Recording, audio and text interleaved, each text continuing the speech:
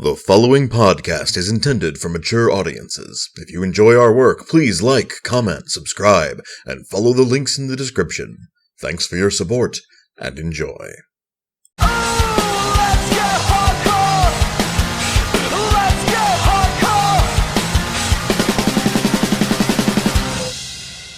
Greetings and salutations, listener. It is I, Eric J. Chucci, joined, as always, by my fellow audiophile, The Boy. Hey, I don't know if that's fully true. You're way more into music than I am, but I do like it. You misunderstand. This is recorded as an audio file. I hate you. God! So much. Listener, I wish you could see his face right now. I'm sick, expect sniff, snorts, coughs, and maybe 20 seconds of me blowing my nose and dying left in the podcast. Because he forgets. I'm a goddamn professional, that's why. So, listener, we have a little story to share with you. You know, before we get into it, it was fucking Sunday night, and I'm like, we need a podcast, man. Saturday night, I said it, and Boy's like, it's not my job. But we bitch about the 2-week pay-per-view cycle, but I don't know, man. Goddamn, maybe we need it. I just look. I could talk about wrestling. Takeover was good. There's a bunch of stuff. Yeah, we watched a bunch of shit. But I don't want to, though. I want to talk about something else. Yeah, same. Just very rarely things to talk about. But anyway, yesterday, we took my wife to the airport. She had another business trip. And on the way back, we were listening to Sirius XM Radio, for which we are not sponsored. Sirius. Get on that lucrative Two Nerds contract. Yeah. I'll fucking podcast. I'll fucking DJ for you. Nobody gives a shit about me, so stick me on a crap station. I'll do 40s Junction. Can we get rid of the train thing, though? That'd be great. Choo-choo. Stop. Yeah, so we get in the car. We're driving on our way home, and I like listening to music real well, you know. And what even prompted me to change it? We were just starting out on the trip back from major city where we live. Major city near major city where we live. Yeah, about an hour away. And we had just started out, and it was on the 90s station, the 90s on 9. And you turned it almost immediately to the 80s. And we were just talking back and forth about various bullshit like we always do, hence, this whole thing. And you mentioned that you changed it because Randy usually leaves it on the 90s on 9, and you like 90s music too. Or one of the modern stations, yeah. Or one of the modern stations. And you like that music too, but you usually have a better chance of not having to flip back and forth if you're on the 80s station, because you mentioned right up front you thought the 80s had, on percentage, just more good music. Not the 90s music was bad, it's just that on percentage there was less bad 80s music than there was bad 90s music, at least being played on the radio. Right. I mean, I was born in 85, so I pretty much was conscious, sentient throughout the 90s. That's when I grew up, as it were, where my memories are. So, there's a lot of music I love that came from the 90s, but, they play top 40 and top 100 on there, and there's a lot of music I don't fucking love that came from the 90s, and I get it a lot. Well, and it's the stupidest fucking thing, and I love telling this story because of how stupid it is. We've had Sirius for, 4 years now? Something like that. 3 or 4 years. And, I wasn't even going anywhere far. I was going to go far enough to hit a single Pokestop, maybe the gas station, and then back again. All right? That's how far I was going. 10-minute trip tops. But I didn't want to listen to shitty music while I drove. And the fucking stations, there's 2 different 2000 stations. Well, there's a 2000s, a 90s, and then, 2 different modern stations that Brandy's got on there. And I've switched between all of them. There was even another station that I found that played a blend, and it was shit. Nothing good was playing. So I was like, 90s on 9 is Sirius XM 9, or 109, or however they do their numbers. I wonder what 8 is. Lo and behold, the 80s station. And that used to go all the way down, I believe, to the 30s? Maybe the 40s. Maybe 40s is where it stopped on the numbers. fucking Pitbull came and stole XM Channel 4 from the 40s music, and then turned into 40s Junction, and now they play a stupid fucking train ad every 3 songs. It drives me nuts and makes it so I can't listen to that station anymore. Yes, I'm fucking salty. I like music from the 1940s. Fuck you. I love that the music from the 1940s has like fucking everything. I wrote it down somewhere, like in an old phone. I'm sure I have it saved. But there was some fucking song from the 40s that was like about, I don't know, about like some guy building steam items and they were talking to him. It was fucking weird. Well, it's all royalty free at this point, public domain stuff, so they can just play with whatever the fuck they want. Mm-hmm. Well, anyway, be that as it may, your upsetness about Pitbull, he did teach us a valuable lesson, which we'll get into later. But so I said, now watch. Last night this was. We had 2 good songs. I don't remember exactly what they were, but they were 2 really good songs. I said, we're going to get through this. Let's see how far we get on good songs. We were even like, I was even cutting off mediocre. Yeah. Like, good songs I actually like. Or like station, like a song I wouldn't change the station for, did not count. Like if it was bad enough to make me go, I don't care. That streak ends. So we listened for 11 songs. 11. Of a random hour, like a just mixed bag hour on the 80s on 8, and 11 songs in a row were not just okay, genuinely fucking good songs that I enjoyed listening to. And then the thing broke with some mid-80s ballad shit. Yeah. And we're like, all right, let's give the 90s a shot. We still got some ways to go on our ride. Turn on to the 90s station. Good song! Here's the funny thing. You were like, I don't think we've got time to make it through. And I was like, no, trust me, we're fine. Started off good. Started off something good and strong. Second song, still good. Third song was ass. Third song, we out. Third song, we went back to the 80s station. It was back to good music and lasted the rest of the time of the ride. Mm-hmm. So, it's funny. I didn't grow up in the 80s. I didn't necessarily grow up idolizing the 80s. I mean, there's a lot about the 80s I love. If you've ever seen anything I've enjoyed ever. I grew up, I mean, honestly speaking, if you look at how old I am when I was born and stuff, I am a child of the 80s by only the very strictest definition. I was born in 89. Yeah. So your consciousness began in like 94, 95. We were firmly, like all of the 80s influence had been firmly killed by grunge by the time I became a person.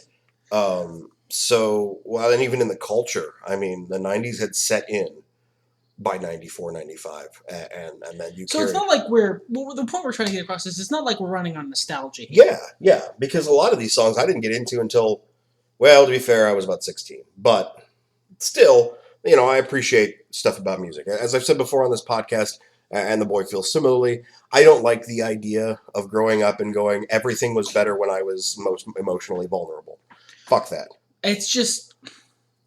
It's the mark of a mind who's not trying to grow. It's a mark of stagnation, of vegetation. And I always try new things. And we even said as we were listening to the radio last night, fucking music in the last decade, the last 6 years has been really good. Like 2010 to 2016. Pop solid. Music has been solid. The aughts, though. Like, there are a bunch of really good bands in the aughts. I will defend the aughts. There's a bunch of really good music, but like pop music in the aughts sucked ass. Yeah.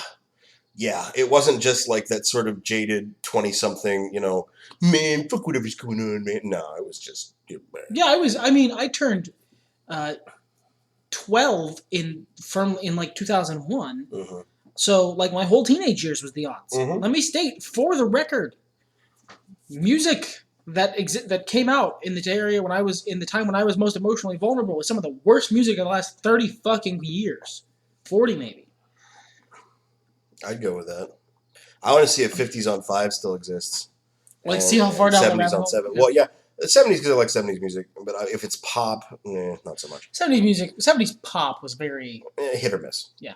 There's a lot of good shit going on in the 70s, just wasn't on the charts. My dad always listens, when he's driving the car, he'll listen to a local station, Cruisin' 100, and they play old 50s shit. And like, man, just some of those songs I haven't even fucking heard in years. It sounds like a fucking diner when you turn on the radio station. It just, gets some good times in your soul. But anyway, so this was a boy's suggestion, actually. See, he did what I told him to and came up with a podcast. Well, I was listening. We were having this conversation. We've been having this conversation for an hour about music in various decades and how good on average how it changes, how you can hear the changes if you listen to music from successive decades. How it's really easy to hear. Okay, this clearly is building the influences for this. If you listen to a song from the early '90s, you hear the '80s being evolving. Mm-hmm. And we were just talking about this, and he mentioned, and I thought back to the beginning of the ride when he mentioned that he thought on percentage the 80s had less bad music. And I thought about just checking, checking, and what I suggested was let's do a batting average. Let's just take the top 20 songs or whatever, and we eventually whittled them 10 because we wanted to do multiple decades, and we ain't got no goddamn night here.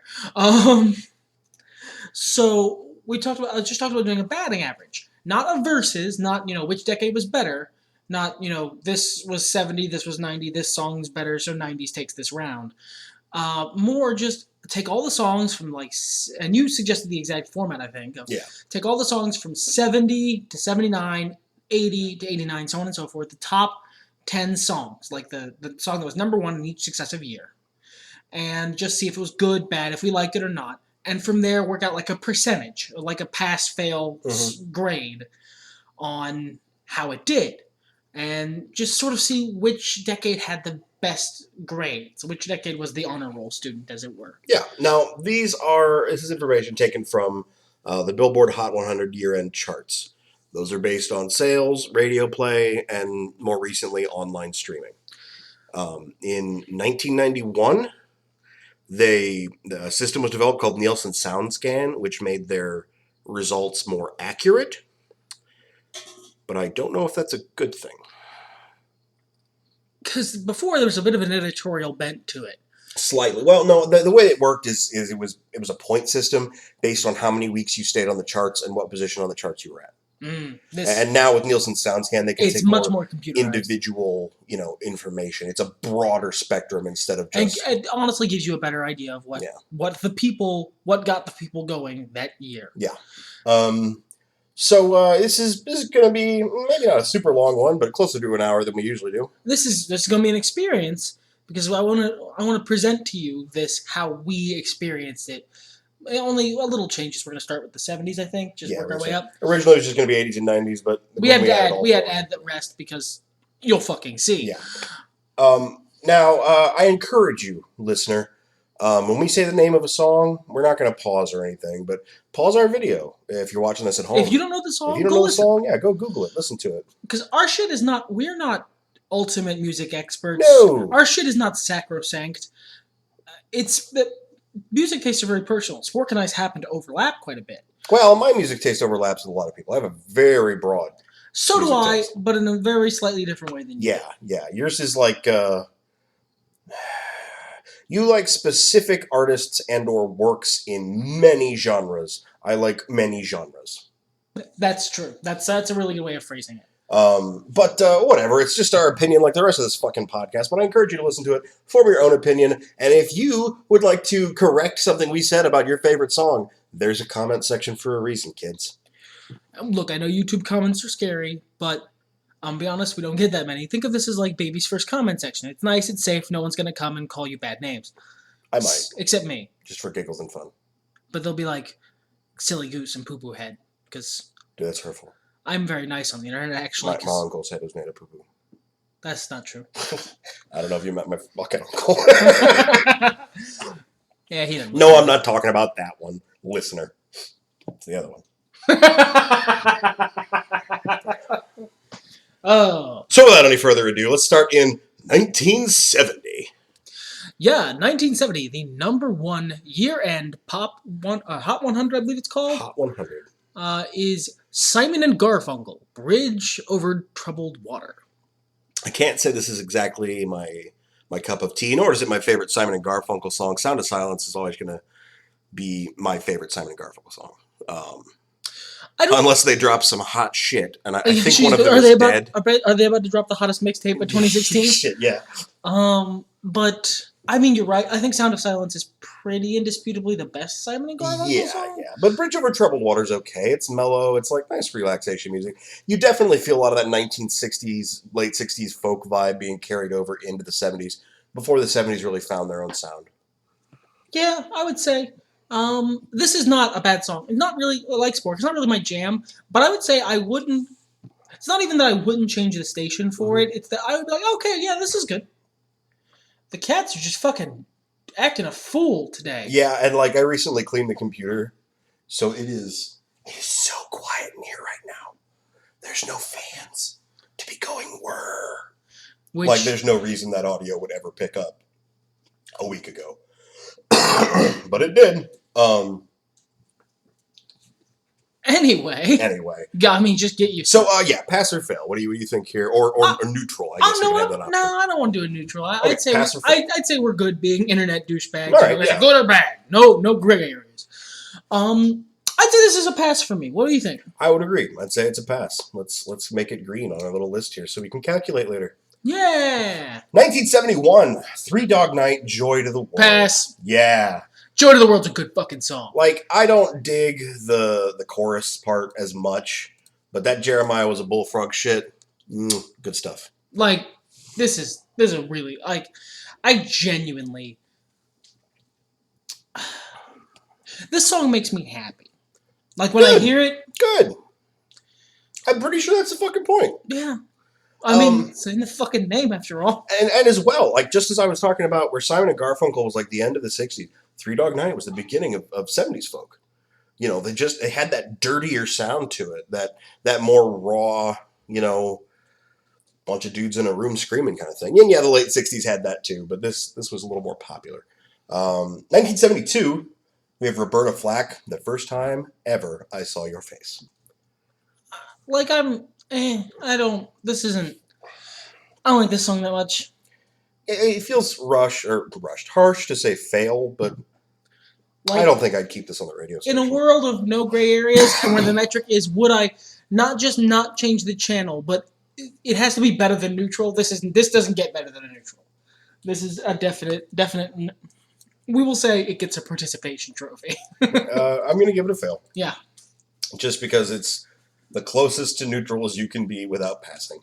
So it doesn't pass. No. 1973, Tony Orlando, Tie a Yellow Ribbon. Now that song is much older.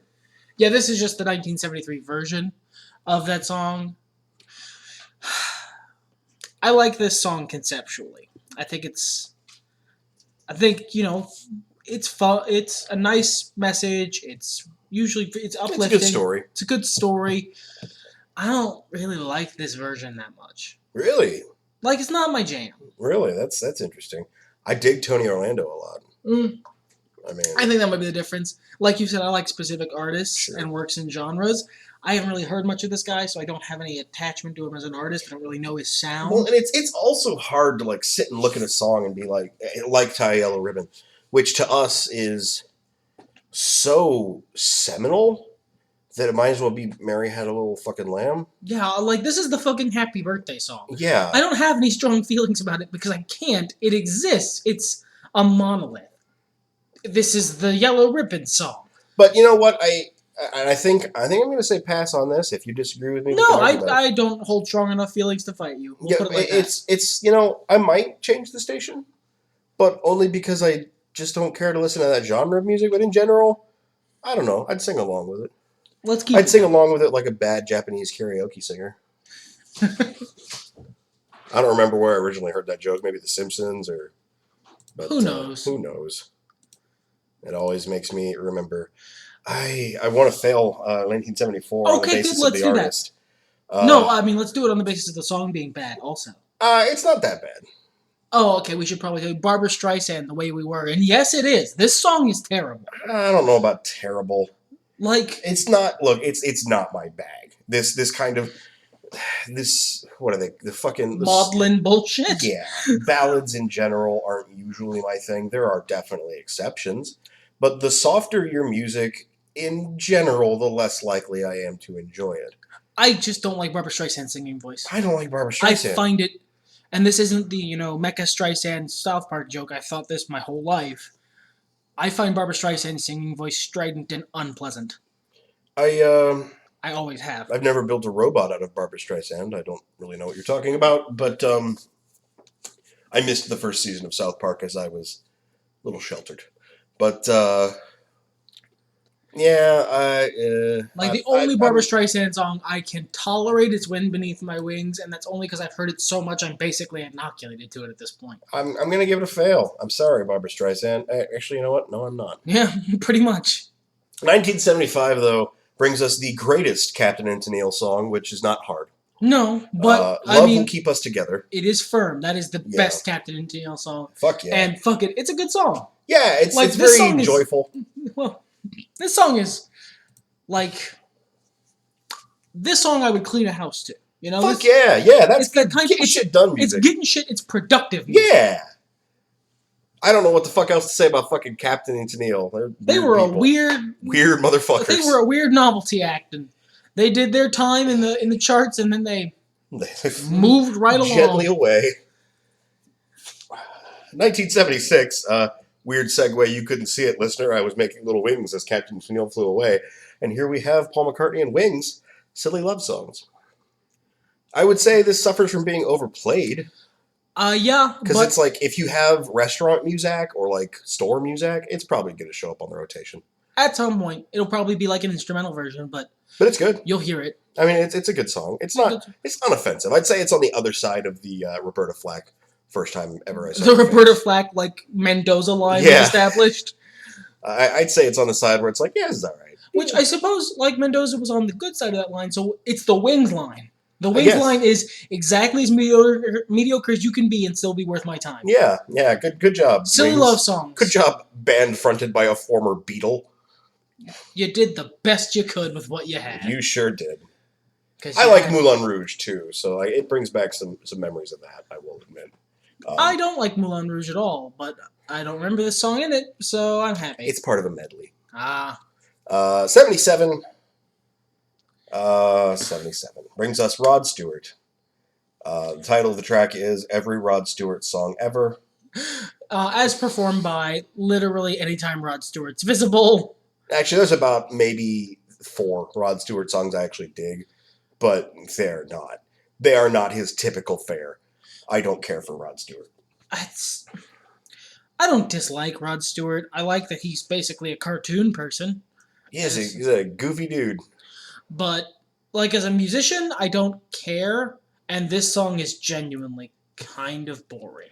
It's not even one of the good bad Rod Stewart songs. Where it's so clearly bad that it's you're actually enjoying yourself because of or where it's like, this sucks, but it's not even that good. Yeah. 1978 brings us a Brother Gibb that can kind of go fuck himself. Andy Gibb, Shadow Dancing, was the number 1 in 1978. It sure was. It sure was. I'd like to say that I like disco. I don't care for this song. I almost didn't until we played it. I didn't remember this song. Then we played it, and I went, "Oh, this song, the disco song." And it's like fucking. How does this out of all of the songs? We'll get whatever. there. We'll talk about it later. Fuck you, Andy Gibb. I wouldn't even say "fuck you, Andy Gibb." I would say, I have no opinion on you, Andy Gibb. You know what? Andy Gibb was a decent enough musician. He could have made the Bee Gees stronger. Instead, he decided to do his own thing, and fuck him for that. That's true. That's fair. Fuck you, Andy Gibb. If you're building a Voltron and Left Leg is like, fuck you guys. Fuck you. I'm gonna go release I'm gonna go be Left Leg. Left Leg. Freedom at last. I'm gonna release the hottest mixtape of Voltron year 363. Fuck you, Andy Gibb. 1979. Despite the fact that the song is about pedophilia. Number 1. The song's creepy, but fuck if it does not have a good ass beat. It's My Sharona by The Knack. My Sharona's a good fucking song. And that's a classic. I can understand if you find it too creepy to enjoy. I could totally get that. I don't care though, because you're kind of wrong. The song's great. It's a good song. I don't know. I'm not super fond of those lyrics, but I can just go, "Oh, this is the creepy part. creepy part. Now it's over, and I like the song, sure enough. So let's roll. Don't worry, I'll edit this out later. No, you won't. Let's roll right along into 1980. Oh yeah. All right. No.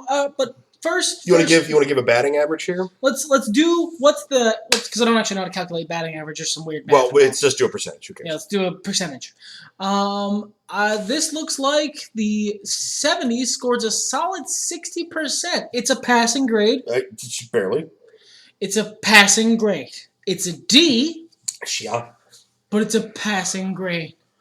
All right. Well, moving on to the 80s. Blondie, Call Me. That's a good ass song. What the fuck can you say? What the fuck can you say? Look, I only have so many different words to say. I like this. When the music notes happen, it makes me happy. Well, it's funny, right? Because, okay, 1970, we had the remnants of the 60s, right? Right. 1971, the remnants of those 1960 songs were turned into the 70s sound. Okay. 1979, we had that beginning of the punk and slight new wave influence, that really, bouncy sort of rhythm to the music. We almost started to get to the 80s in 79. And then fucking 1980, bam, right out the gate, Blondie. I mean, how hard can you hit? It's the 80s. That's another thing. In the other lists, the other decades, you can see the transitions of the decades. They're pretty obvious, honestly. Sure. You can see the influence from the previous decade. The first couple years are usually a little weird, and then they get really in their stride by 92, by the second or third year. The 1, the 2. But the 80s is a fucking powerhouse decade because it hits right out the gate and doesn't stop. It is 80s as fuck from here on out. Well, here's the funny thing. This obviously gets a passing grade. 1981, as you mentioned, Kim Carnes' Betty Davis Eyes. Now, this is a classic song, but in terms of being good... I don't think so. As you said it, it sounded to you like a late 70s rocker chick doing her best to make an 80s pop ballad. It was an 80s pop ballad. It was firmly an 80s pop ballad, but the singer was clearly deeply uncomfortable. Yeah, which is kind of the point of the song. I give it a lot of credit. I don't think the point of the song is for me to think that person has never sung that genre before. No. Discomfort is the point of the song. But I give it more of a pass on the strength of Betty Davis because I dig her a lot. But you know what? I'm gonna defer to you here. We're gonna give Betty Davis Eyes a failing grade for this one, lower than Roberta Flack on the line. So yeah, it doesn't hit the wings line. I'll fight you for this one if you try. 1982. I'm tempted. We have Olivia Newton-John in Physical. Now, listener, Ultimo Dragon, if you in far off Japan have never seen the video for this song. Right, but that doesn't make the song good, though. No, but this song's fun. The song is not fun. Makes you want to dance. The song is interminable. Boy, let me hear your body talk. Body talk. It never ends. It's like Chinese water torture.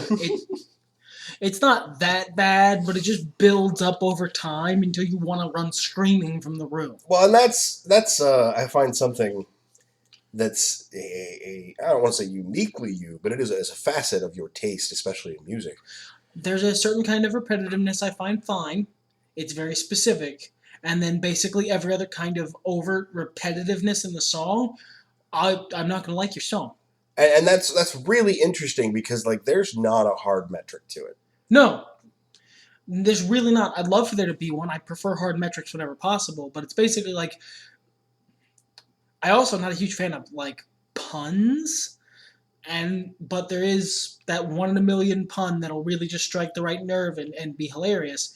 It's that.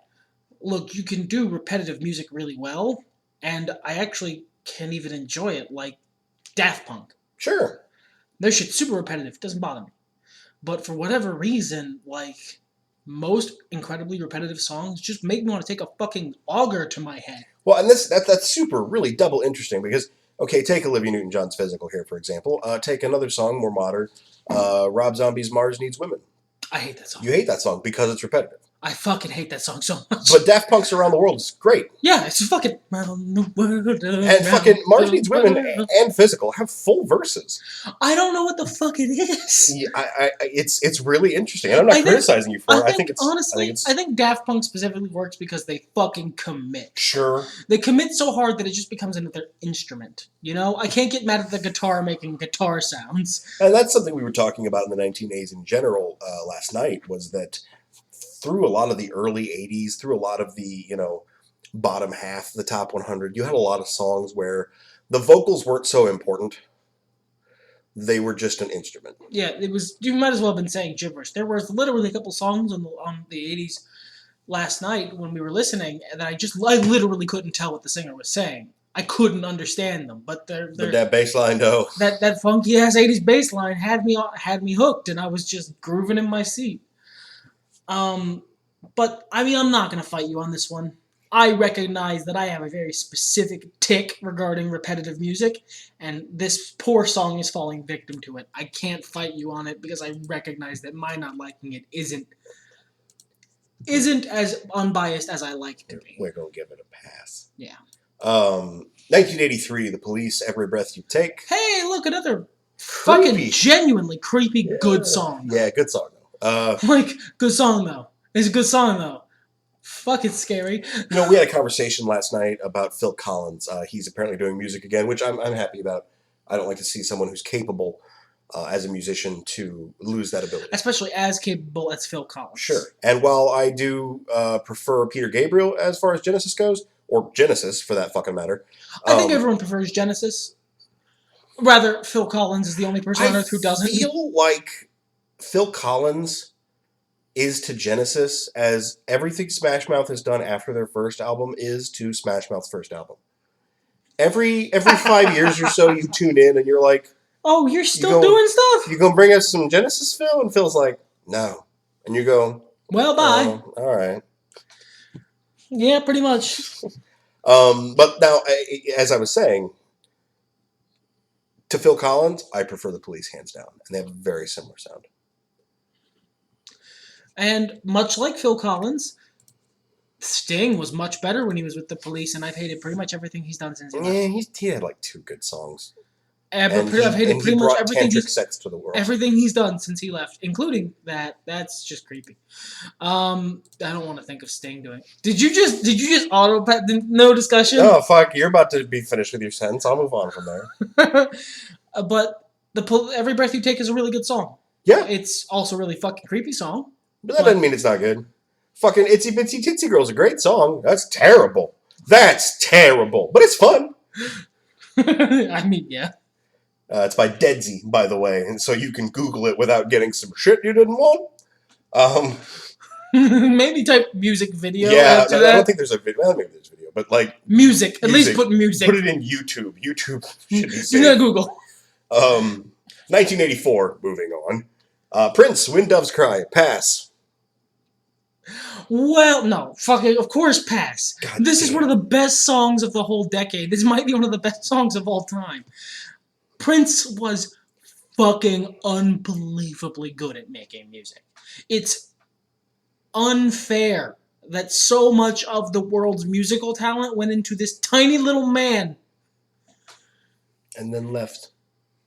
No, he crazy. He crazy. He was crazy. He would fight the internet if he could. And if he could, I think he would try his best to kill it. Probably, yeah. I would say yes. To the point that when I was mourning him earlier this year, I was trying to find songs of his to just listen to. And I ain't got iTunes, because fuck iTunes. Not that I think he's on there anyway. But I couldn't find some of them. It is so fucking hard. His lawyers they kept marching, son. They got copyright claims all day, every day. He ain't got no shit on Vivo. Nope. Moving on to 1985, the year of my birth. We have Wham! Careless Whisper. I hate this song. It's not my favorite Wham song, well, but no, it's not the good Wham song. But yeah, we give it a pass. Careless Whisper. I wouldn't turn off. No. Hey Wham. Hey George Michael. Hey. Rest of Wham. Other guy. Hey, 3 coughs. Bill S. Preston Esquire. Absolutely free. You get 3 coughs. Don't have to pay a cent. Except for your internet connection. That's not up to us, though. No, that's not. We'd give you internet for free if we could. 1986. For a reasonable fee. Dion and Friends. That's Dionne Warwick, not Deion Sanders. That'd be a much better song. Maybe. That's what Friends are for. I'm perfectly content to give this song a fail. Yeah, I think it's above Roberta Flack, actually, but still, I'd have to say it's below. It's just not. Just, meh. No thanks. I'm good. Bye. It's not bad. No. But God, I don't want to listen to it. Sorry, Dionne Warwick. I don't hate you at all. I'll fight you on this next one. All right. Let's get fighting. 5 for fighting. 1987. The Bangles, Walk Like an Egyptian. This song is fucking terrible. This song is genuinely one of the worst things I've heard. Nah. From the 80s. Nah. Yeah. Its music is bad. Its singer is clearly not trying ever. Its hook is awful. It started an awful dance thing. Its chorus is inescapably fucking annoying. This is a bad song. You might like it, and that's okay. I like bad movies sometimes. This song is bad.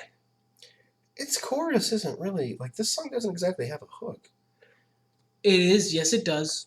Walk like an Egyptian. But that's it. They say it once. No, they don't. They say it more than once in the song. Oh, yeah, in the denouement of the song, sure, but the actual chorus, it's a one hit. They go into a musical interlude, and then it goes back into the verse. Look, it's not the best song ever, but... So, your argument for this song essentially boils down to, don't you get it? Aside from the awful part, it's entirely forgettable. That's not a pass. No. All right. You wanna go to war? Let me get my spear. 1987, we are deeply entrenched already in the late 80s. There's a reason that all of the science fiction that happened in the late 80s, in the 80s in general, is this dystopian shit world. Because that's what people wanted. Sad dystopian shit. The vocalist of the Bangles, the reason the lyrics are so, weirdly upbeat and bizarre in conjunction with this deadpan, is that emotional place that people wanted to be. Where it was just whatever, everything is meh. But the music is upbeat. It's asynchronous. Yes, and thus not fun to listen to or enjoyable. You're right. That reasoning holds. That doesn't make the song good though. Yeah, I'm a disagree with you. But you let me have physical. So I'm gonna let you have this one. Fair. Alright? Just gonna put a fail on there, but that's a lie. 1988, George Michael Faith. Pass. Yeah, this song's good. Way better than the Limp Bizkit version. Yeah, that's true also. I don't know what to say other than if you like George Michael's butt, watch this video. And if you like George Michael singing, listen to the song. It's pretty good.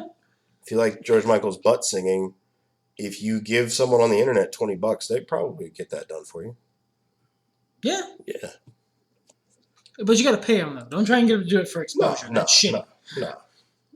1989, Chicago Look Away. And the 80s close out with a fart. A wet, gross fart. I like Chicago in general. No, you like early Chicago. I like early Chicago. Like everyone else on Earth. But there are other music critics who are way more famous than us on the internet who like to shit on Chicago and fuck you, they had some good songs, and then they stopped doing that. Yeah, I mean, in general, fuck you. Just like in general. But also for specifically this point, fuck you. Chicago Look Away, and so we did. Yeah, bye. Why? Bye, 80s. You closed as weak as you started, as you started strong. So this brings us to 1990. Oh no, we need to do a percentage here. Which is in dispute. Ends up being, but A solid 60% still. Yeah, it's solid That's 60%.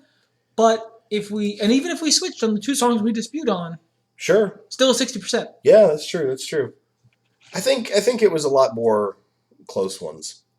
Though. Yeah, it was a lot of stuff which was slightly over the line, and there's more division. Which, Sure. if you notice, the 70s was much more uniform. Well, the 80s also had Joy Division.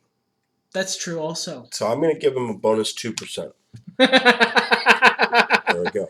Make an annotation for 2% for Joy Division. Yeah, 2% for... Look, this is going to be their favorite part of the episode, where they hear my fucking keys clacking. For Joy Division. Yeah.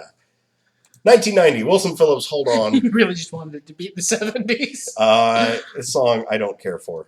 I like it a lot, but I don't think it's good. Good. I'm glad, because I don't want to fight you on this shit.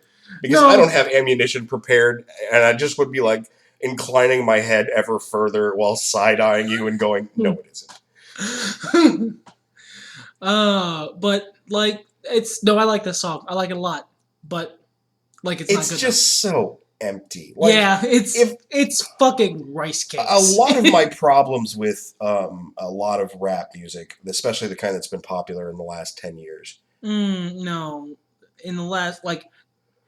in the 10 years from 2000 to 2009, the last 10 years, shit's gotten better. Like the last 6 or so, especially the last 4. All right, you know what? Let me clear up here. A lot of my problem with gangster rap and trap rap, or whatever the fuck that's called, is that it's fucking nothing. There's nothing going on. He means musically. Musically, yeah. It's just two guys rapping, and there's a beat, and that's probably it. Whereas for me, I really enjoy the instrumental nature of it, the skill involved in the complex wordplay. And I've discovered this about myself. I don't like puns as jokes unless they are part of like insults in a rap song, in which case they become fucking amazing. Well, and I think it's because of all the associated skills there. Sure, and you just like being mean to people. I mean, yeah, also that. But welcome to the show, listener. But there's also associated skills of being able to chain a series of really clever plays on words together into like a story or a set of brags or anything really. There's a lot of skill, and especially the timing involved and the honestly fucking difficult nature of doing it on beat without stumbling over your words quickly. Because I've done it, and it's fucking really hard. If you've never actually tried to rap, pick a song that you like that's rap, or find one that you don't hate if you don't like any rap and you're a pod person. Try it. It's hard. Now, I don't mean like sing along with the dude who's doing it, because then your brain will fill in places where you fuck up. Like, get an instrumental version and try and follow the track. It's really fucking hard. And like... minor plug for something you might never see. I've been working on some Mega Man rap songs. And oh my god, like I can see why everybody out there who does Mega Man albums is like, yeah, Mega Man 2, yeah, Mega Man 3, and we're done. Because once Mega Man 4 starts, that shit gets like, the rhythm and stuff is wild.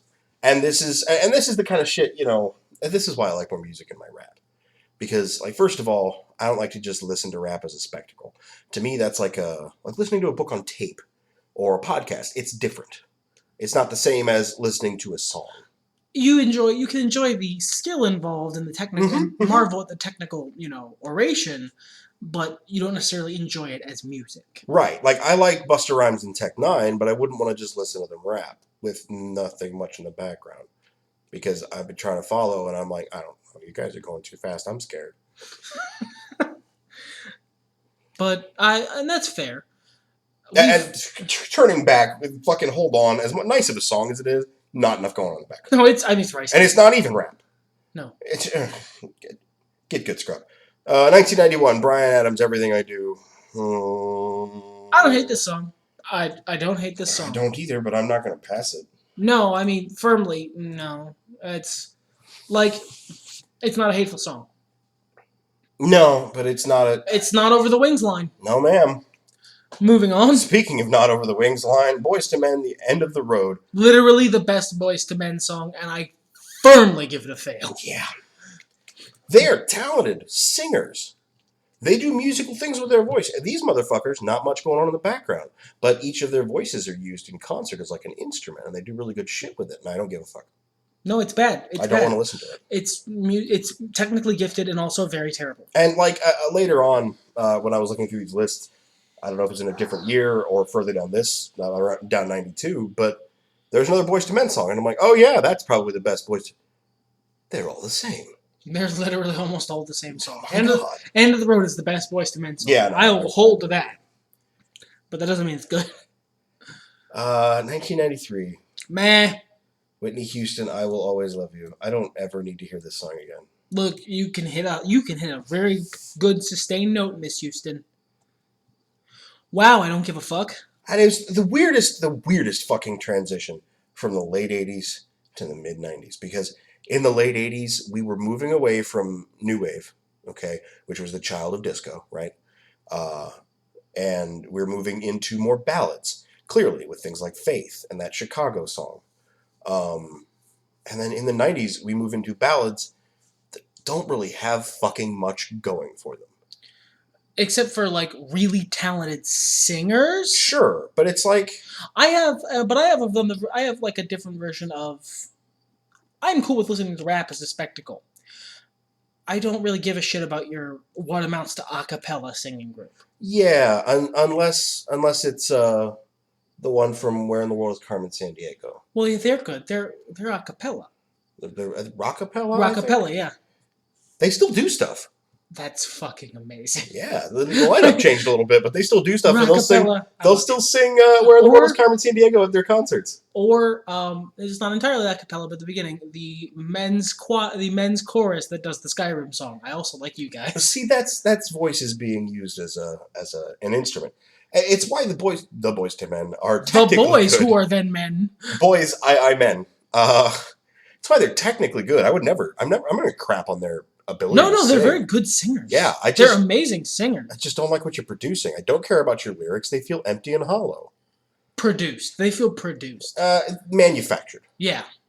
Because in musical terms, production, that's a bit of a different... Yeah, that's like autocorrect and shit, or what is it called? Auto-tune. And that's not what I'm saying. They're clearly gifted. It's just their shit feels like... doesn't feel personal. No. You can feel, and this is perhaps the most music douchebag thing I ever say about music, you can feel when someone's being genuine with music. Even if they're not super technically gifted, when they really feel what they're doing, when they're in the zone, when there's a lot of emotion coming through, it's really easy to tell. I can actually show you this. I can illustrate it to you, listener, in the best possible way. Go find like a 2008 rendition from, and she's done a couple since then, from Lillian Garcia, the lady who used to do the ring announcing for WWE, of her singing literally any song. It doesn't matter. Just any song, find it, listen to it. It's okay. She's not bad. Then go listen to the national anthem she sang right after September 11th on that first SmackDown. You will be able to feel the difference. Well, and it's also, coming back to Whitney Houston, I have a problem with a lot of love songs, and like you said earlier, a lot of maudlin songs, because a lot of the times I don't feel they're very genuine. Even if you don't write your own lyrics, you can feel very strongly about a song. You can have an emotional connection to it. But I don't write lyrics, and I feel emotional connections to lots of songs. Whitney Houston, I Will Always Love You. All right, the song does nothing for me. It doesn't make me happy. It doesn't make me fall in love. It doesn't make me feel great about the love I have or the loves I've lost. But fucking Hozier, Take Me to Church, I have a hard time getting through on Rock Band. Because there's love there, there's suffering, there's passion. It's not just this empty, hey, I love you. It's... Someone brought these lyrics to Whitney Houston, and Whitney Houston went, and even if she wrote them, even if I'm wrong, this still holds true. Like, it is how the song feels. Someone brought these lyrics to Whitney Houston went, I can do this. This looks marketable. I should have a single, yeah. This didn't come from you. Even if you wrote these lyrics, I don't believe this came from you. You failed to sell me on this song, because this is a very, very emotional song, or it should be if you look at the lyrics. But I think we've shat on it enough. It's a firm fail. One more. Whitney Houston, I Will Always Love You. chorus, very similar to The Cure, Love Song. Listen to both. Go to the comment section. You tell me which one feels more real. Same. 1994, Ace of Base, The Sign. I want to say barely passes. Yeah, it's the Wings line. It's right above the Wings line. Right there. Right on the Wings line, honestly. There's not a lot going on. It's like, it's the other side of Wilson Phillips' Hold On. Yeah. You have done the minimum required effort to pass. Good job. 95, Coolio, Gangsta's Paradise. I want to give that a pass. Oh, yeah, fuck yeah. It's a very good song. Yeah. I mean, unfortunately, like it's been eternally eclipsed by a Weird Al's Amish Paradise in my brain. But it's good. It has a lot of heart in it. It feels good. I love that really dire riff to it. It's not a happy song. I loved it when I heard it in Final Fantasy VI. He's not joking. They're actually quite similar. Yeah. Listen to Gangsta's Paradise and listen to the overworld music for The World of Ruin in Final Fantasy VI. I don't remember the name of the track off the top of my head because it's not usually on the albums. But Google it, you'll figure it out. Because it sounds really fucking similar. Which, to be fair, Coolio's kind of a nerd. I ain't saying nothing. I don't remember. 95 is when Final Fantasy VI came out. But he would have had to have imported it. He's not that much of a nerd. I don't think he's that much of a nerd. And he's kind of an asshole, so whatever. 1996. Los del Rio. Alberto Del Rio. Alberto Del Rio, Macerena. Yeah, I don't know this song. No, real talk. Fuck this song. I didn't like this song when I was a kid. No. The first two passes, I was like, this is okay. And then it became a goddamn global phenomenon. And I'm like, it's the same thing as that fucking Frozen song, except... No, the Frozen song's actually okay. Yeah, that's a good song. This is a bad song. I don't fucking... It was just the dance? But the dance was stupid? This is Who Let the Dogs Out. I think Who Let the Dogs Out is a better song. Yeah, you're right, it is. It's bad. The Macarena is a shitty song. It created a shitty dance that never went away, and I hate it. Fuck you, Los Del Rio. Fuck you, Macarena. And you know what, 1997 Elton John, fuck you too. Yeah, pretty much. You already made Candle in the Wind. Why did you make it again? Fuck you. Why did you make it again, but worse? Princess Di was important and her death was tragic, don't get me wrong. But she's not the fucking queen. She was the queen in training, and she didn't. She wasn't even blood. She didn't even make it through training. She was a quitter. Let's not go that far. The queen in training quit. Anyway, it fails. Yeah, definitely. If it was the original version, pass as fuck. This, no. 1998. He said it before I did. Haha, I beat you. I get to introduce this song that I don't care about. Next, Too Close. Had no fucking idea what this song was. I listened to it and was like, oh, I've heard this. And that's my experience with this song. I don't know if it's over the line or not. That's hard to say. I've heard this. I don't know what to say about that. I kind of want to give it a pity pass because look at the rest of the 90s, but... you think pity pass? I think pity pass. I'm going to say pity pass. Also, we're already 52 minutes in, so pity pass. 99, Cher, Believe. That's a solid pass. Fuck yeah. I'm not even a huge fan of Cher. That's a good song. No, yeah, that's good. All right, so let's tally this shit up because we got a whole decade to go through yet. 40%. 40%. And one of those is a pity pass. 40%. Come on, 90s. We're working on a small sample size here, but still. This was the number one songs, though. Yeah, this was the number one songs from the 90s. Let's do the odds. Let's see if the 90s was our... Because we just spent at the beginning of this podcast talking about the aughts were shit. But let's see. Let's see if really the low point is really the 90s. Yeah, let's be fair here. All right. Aught. Faith Hill, Breathe. I don't care about this song. This really also highlights the thing you said earlier. I care about specific works and artists in genres. And the vast majority of music I don't hate. I don't hate it either. I don't care about it, but... I'd say it's probably good enough to get a pass. Yeah. Not even a pity pass, just This is good. That's fine. I don't hate it. It didn't change our lives. There's nothing really to say. I'm sorry if your favorite song is getting glossed over because we don't have shit to say about it, but them's the breaks. You talk about it in the comment section. 2001, Lifehouse, Hang a Moment. I like this song, actually. I do too. Good song. Yeah, solid work. Solid pass. 2002. One of my least favorite Nickelback songs. But it was the one that started them. Yep, this is what broke them big. And fuck you, Nickelback's not bad. They're McDonald's. They're the McDonald's of music. Chad Kroger's kind of an asshole. Yeah, well, I'm sure the CEO of McDonald's is a dickweed too. Yeah, you know what? That's fair. But Nickelback, How You Remind Me, that gets a pass. 2003. 50 On the other Cent hand, in the Club can fuck itself. I hate that song. Fuck right off. By contrast, an equally empty, pointless tune. Which Usher is featuring Lil Jon and Ludacris. very next year. Yeah! Gets a fucking pass. We're not fans of Mariah Carey in 2005 here. We Belong Together. I'm not a fan of Mariah Carey in general. I don't want to get that twisted. She's bad. No, I don't like... You know what? She's okay at singing. I'm not even going to say she's good. She's okay. I have no fucking idea why she's as popular as she is. She does a regular song.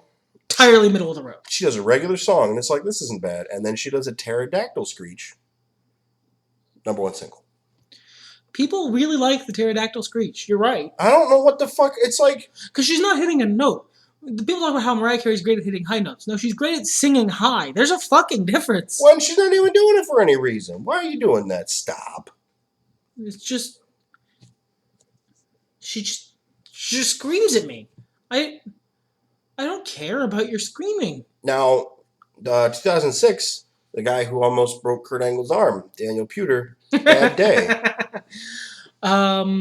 This song is cancer. I think. I agree. I think is firmly just cancer. I don't know if I can fail it though. Why not though? I hate it. Good because it's hateable. It's stupid. But it's not. It's bad. No, it is because the singer is doing mall punk voice, only crying. He's not even doing mall punk voice. He's just gasping. And I don't know. Like, I don't understand the purpose of the song. Whose fucking favorite song is this? Whose favorite song is someone who sounds like a whale giving birth in the middle of like playing you a sweet acoustic guitar solo. It sounds like an acoustic guitar guy whale who somehow is also giving birth. It is simultaneously the most unpleasant, whiny, self-entitled douchebag voice I have ever heard in a song. And I'm going to come at it from a lyrical point because you know what? Musically speaking, as far as the 2000s go, firmly middle of the road. And you know what? To that extent, yeah, I'm going to have to fail it because it's firmly middle of the road musically.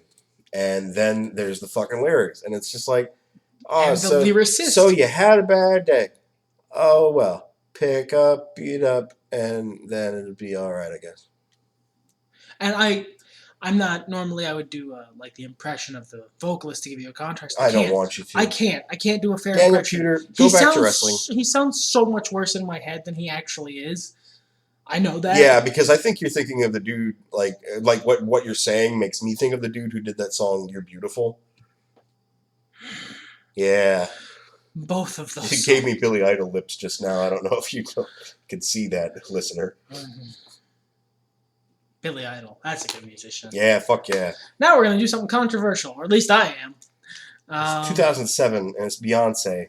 Fail. Irreplaceable. Fail.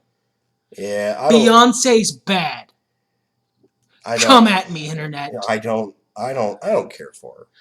Look, Beyonce's stands get real, okay? They'll come after you. Oh, they will. I don't care for her. I mean, and I like this song. This is probably one of her better songs, honestly. But I agree. That doesn't mean it's good. I have never fully, aside from her as a person, fully aside from my opinions of her as a person, because I have a very mixed opinion of her as a person, she's done a lot of really good shit and a lot of really entitled awful shit.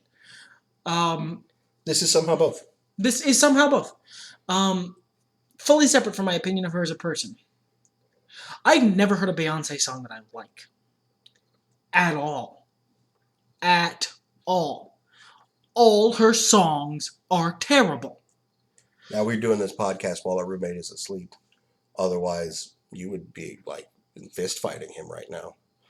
Yeah, like our new roommate's a big Beyonce fan, and he's entitled to be wrong. All of Beyonce's music is terrible. I've never heard a song of hers, including the collaboration she did with Lady Gaga, an artist I fucking love. Oh, which one was that? Was that Telephone. I like Telephone. I don't. Well, rather, I like all Lady Gaga's parts.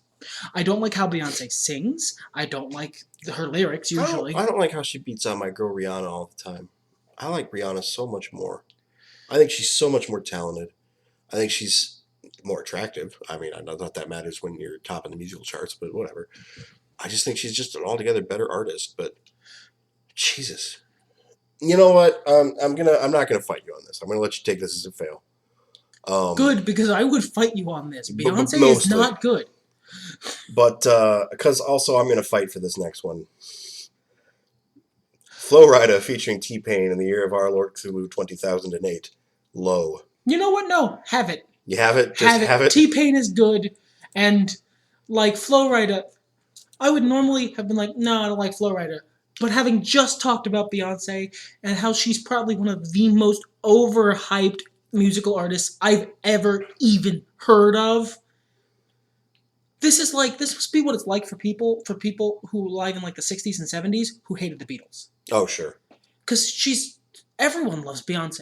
Everyone loves Beyonce. Everyone loves like Lemonade and that awful Diva song, which genuinely gives me a migraine. I'm not even joking. I'll have to agree with that last part there, yeah. It genuinely gives me a migraine every time I hear it. I'm not memeing on you. I swear to you, hand to God, I can't listen to that song without having to go into a dark room. It hurts. But in that dark room, perhaps from the window to the wall, the sweat could drop down your balls. Get low. Finally, rounding this shit out, Black Eyed Peas in 2009, Boom Boom Pow. Not the best Black Eyed Peas song in the last fucking decade, but the one that topped. Not the best Black Eyed Peas song that year. No. Somehow got number one. And worth a pass. Yeah, worth a pass. Like, they were already in the lower end of the Black Eyed Peas. They're starting to suck. But, hey. And that's a 60%. That's a solid 60%. So. Making our winner the 80s.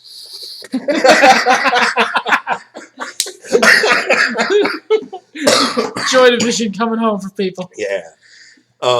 So yeah, that's fucking 70s, 80s, and aughts. All got a 60% if you don't count Joy Division, which if you don't, you're a monster. 90s didn't do good, man.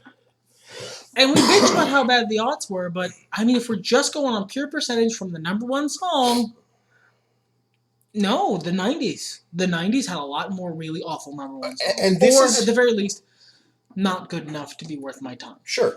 And this is kind of what I was saying last night, too, is that the 90s are such a fucking grab bag.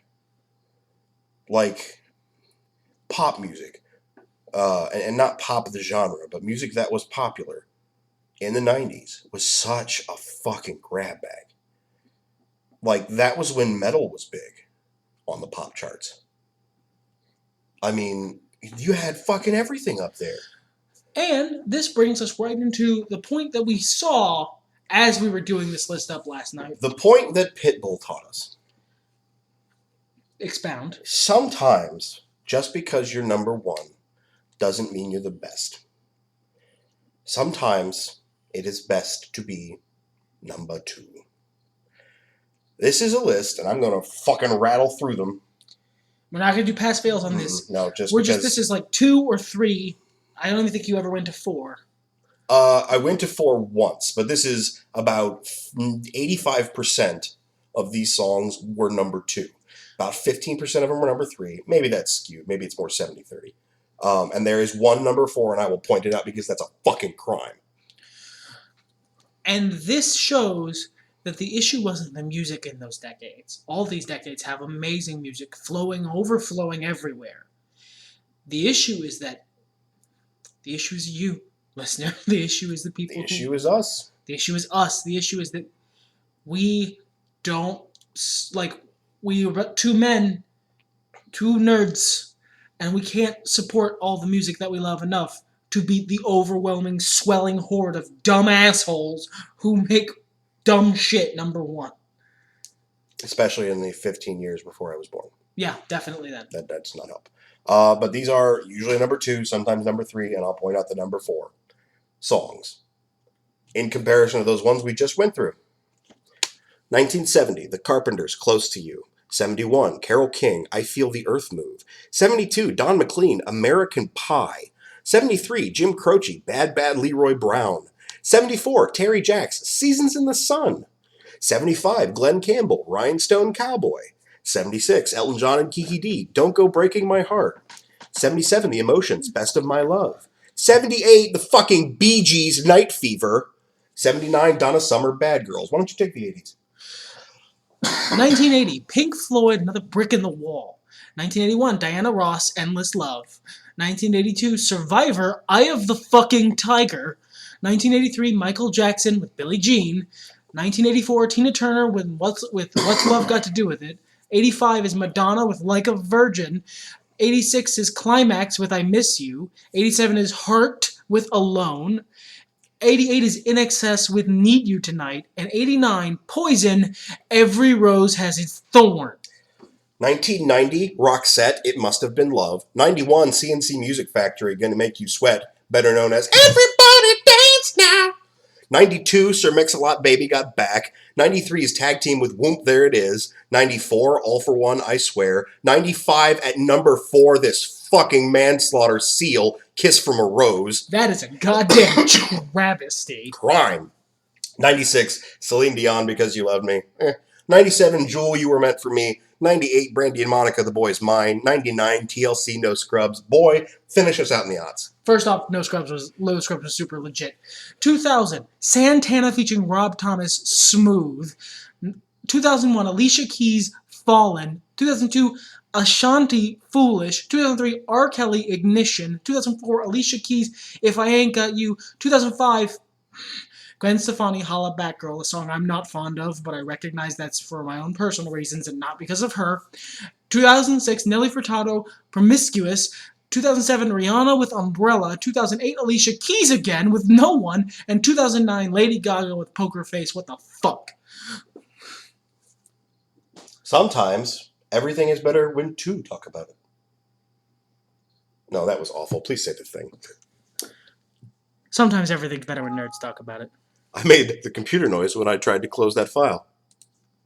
Fuck it, let's get home.